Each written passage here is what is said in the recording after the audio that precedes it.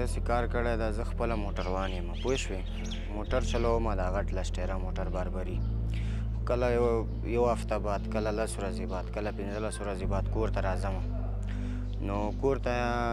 زه یوه ورځ کور ته راتلم پوه شوې نو کور ته چې راغللم کور کې مونږ یو زه یم یو مې پلار ده یو مې مور ده او 5 مې بچیان دي واړه واړه دي او یوه مې ښځه ده نو د ما ښځه چې ده دا تکلیف دی پیریانو لري یعنی پیریان پې راځي که نه د ما مور وتلی وه پوه شو پلار مې مانځه ته وتلی و د مازدیګر مانځه ته وتلی و جومات ته او د مونږ مور چې وه دا لاړه وه د ما ښځې ته یې تعویضونه راوړل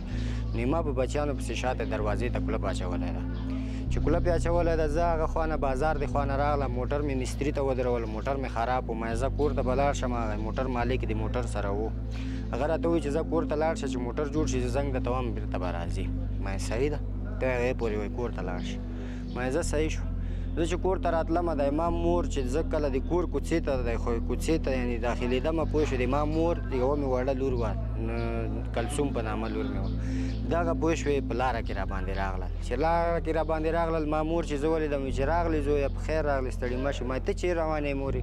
ویې چې زه ځم هغه تعویضونه مې تا ښځې ته کړي دي هغه پیریان لري پوه شوې هلته بله هغه ښاپیری ده پوه شوې هغې باندې مې تعویضونه کړي دي دا ور وړمه چې ور واچوم چې دا مرض یې هغه شي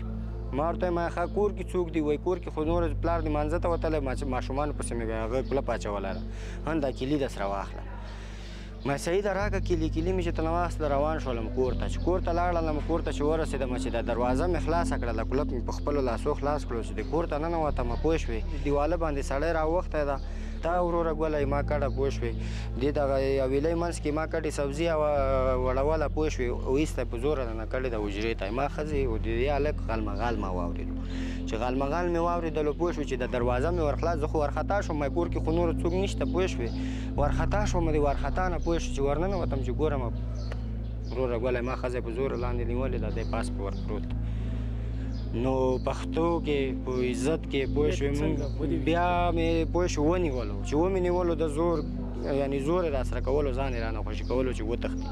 مثال ما ورته وایم زور مه کوه صبر وکړه دا موږ مخکې نه پېژندل یعنې په دې محلې کې موږ تقریبا 21 کاله تېر کړي دي پوه شوې اوسه پورې موږ داسې کار نه چا سره کړی ده نه موږ سره شوی و دا اولینه دفعه وه چې داسې کار را سره وشولو او یو وارې مخکې پوه شوې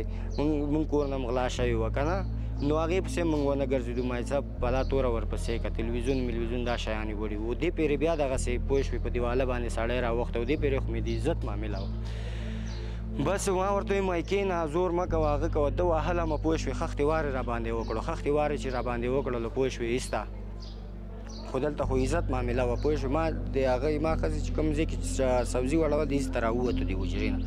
دلته وروره چاړه پروت و پوه شو ما زه به یې دغه ځای ته ووهم لږ به زخمي شي په قرار به شي ما زه به خلک را خبر کړم خو ده زورونه کول نه هغه کېدو هغه چې ما دغه ځای ته چاکو راغه کول حدیثې ته ولګېدلو سړی مړ شو